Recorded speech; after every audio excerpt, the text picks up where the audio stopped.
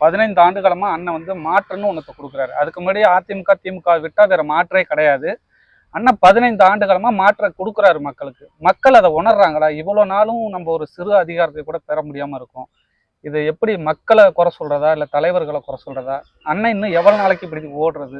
இல்ல நமக்கு வந்து இது பிறவி பயன் வாழ்நாள் கடமை. மக்கள் நம்மளை வெள்ள வைக்கலாம் தாண்டி அதை கடந்து நம்ம மக்களுக்காக போராட போறோம், களத்தை நிற்க போறோம், பாடுபட போறோம், மக்களை அரசியல்படுத்த போறோம்.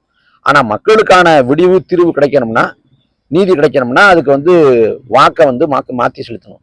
மக்கள் வந்து ஒரே தேர்தலில் வந்து இப்ப டெல்லியில வந்து கெஜ்ரிவால் வந்து நிகழ்த்திய மாற்றம் போல ஏற்படுத்துவதற்கான இங்க புறச்சூழல் இல்லை. தமிழ்நாட்டு களச்சூழல் அவ்வாறு இல்லை, அது வேற மாதிரி இருக்கு. அப்ப மெல்ல தான் ஏற்படுத்த வேண்டிய தேவை இருக்கு. அதுல வந்து வழக்கமான தேர்தல் இலக்கணங்களுக்கு அப்பாற்பட்டு நாம் தமிழர் கட்சி நிற்குது. ஒரு தேர்தல் இயக்கம் அப்படின்னா, தேர்தலை போட்டி போற இயக்கம்னா வெற்றி பெற்றா வளரும், தோல்வி அடைஞ்சா முடிஞ்சிடும். ஆனா இங்க வந்து 2010 தொடங்கப்பட்ட கட்சி 16 முதல் முறையா போட்டி போடுறோம். சட்டமன்ற பொதுத் தேர்தல், 2019 பாராளுமன்ற பொதுத் தேர்தல், 2021 மறுபடியும் சட்டமன்ற பொதுத் தேர்தல், 24 மறுபடியும் பாராளுமன்ற பொதுத் தேர்தல், இடைப்பட்ட காலத்துல வந்து இடைத்தேர்தல்கள் எல்லாத்துலயும் போட்டி போடுறோம். இது எல்லா தேர்தல் களங்கள்லையும் நம்ம பார்த்தோம்னா வெற்றி பெறல, வெற்றியை ஈட்டல. அண்ணன் சீமானவர்களை வந்து வெற்றி பெறல. அவர் பாக்குறப்ப வந்து தோல்வி அடைஞ்ச கட்சி அப்படின்னு வாக்கு செலுத்தாம போயிருக்கணும். இங்க பெரும்பான்மை மக்களோட பொது புத்தி என்னன்னா ஜெயிக்கிற கட்சிக்கு ஓட்டு போகணுங்கிறது தான். அப்படி நாம் தமிழர் கட்சி தோல்வி அடையுது. ஆனா நாம் தமிழர் கட்சியோட வாக்கு விழுக்காடு அதிகரிக்குது.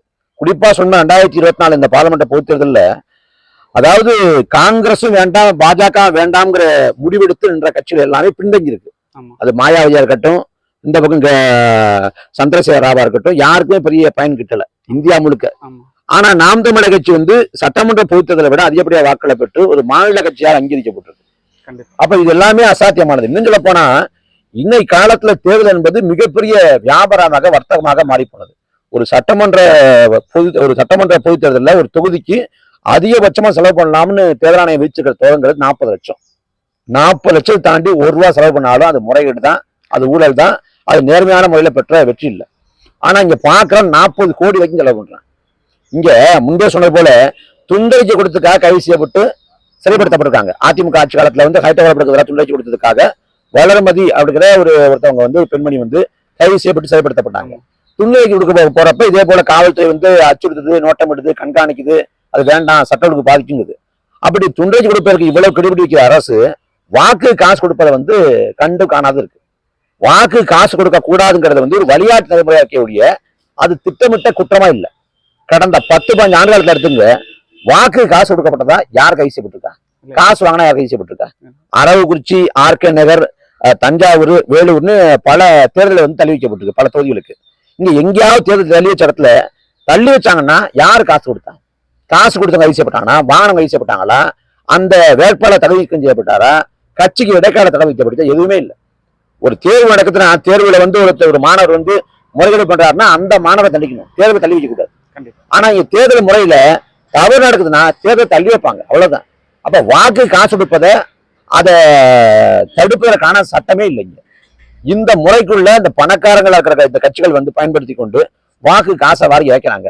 அப்ப இவ்வளவு பணத்தை வாரி இறைச்சு பணம் கொடுத்து, பரிசு பொருள் கொடுத்து, முறைகேடு செஞ்சு, டோக்கன் கொடுத்து, கள்ள வாக்கு செலுத்தி, இதுக்கு இடையில கூட நாம் தமிழர் கட்சி இவ்வளவு வாக்களிப்படுதுன்னா ஜனநாயகத்துல ஒரு மறுமலர்ச்சி. இப்ப தேர்தலில் வந்து யார் வேணா தோற்கலாம். பெருந்தலைவர் காமராசர் தோத்திருக்காரு, கக்கன் தோத்திருக்காரு, ஜீவானந்த் தோத்திருக்காரு, நல்ல கண்ணையா தோத்திருக்காங்க. இரோம் சிறுமலாங்கிற மண்ணுரிமை போராளி பல ஆண்டுகள் வந்து பட்னி போட்டா இருந்தாங்க, 14 ஆண்டுகளும் என்னமோ. அவங்க வந்து அந்த மண்ணில் ஒட்டுமொத்தமா பெற்ற வாக்குகள் வந்து சொற்ப வாக்குகள் தான். இப்படி யார் வேணாலும் தோற்கலாம், ஆனா ஜனநாயகம் தோற்கக்கூடாது. பெருந்தலைவர் காமராசர் தோத்து போனப்ப, 60 தோத்து போனப்ப வீட்டு வாசல் தொண்டர்கள் எல்லாம் கூடி அழுகுறாங்க, ஐயா உங்களை போய் தோக்கடிச்சிட்டாங்களே அப்படின்னு. எந்தவித பின்புலம் இல்லாத ஒரு சீனிவாசங்கிற ஒரு பொடி பையன் நாடையப்பட்டு என்ன தோக்கடிக்க முடியும்னா இதாண்டா ஜனநாயகம், இதாண்டா சுதந்திரம், இதை பெறத்தான் நாங்க போராடணும். அப்ப தன்னோட தோல்வியை கூட ஜனநாயகத்தையும் வெற்றினர், இங்க ஜனநாயகம் வெற்றி பெறாங்கிறத நம்ம கேள்வி. அப்ப இதுக்கு இடையே நாம் தமிழர் கட்சி பெறக்கூடிய எல்லாமே ஜனநாயகத்துல ஒரு மறுமலர்ச்சி, ஒரு புத்தளிச்சி பாய்ச்சல், இன்னமும் இனமான தமிழை விளைவாகாத இனமான தமிழை வாழ்றான் என்பதற்கான ஒரு சான்று. அதனால நாம் தமிழர் கட்சி வந்து பெறக்கூடிய வாக்கு வந்து தோல்வி இல்லை, ஒரு மாற்றத்துக்கான தொடக்கம், ஒரு நம்பிக்கையோடு ஒரு முன்னகர்வை செய்த ஒண்ணுன்னு பார்க்கணும். சிறப்பு.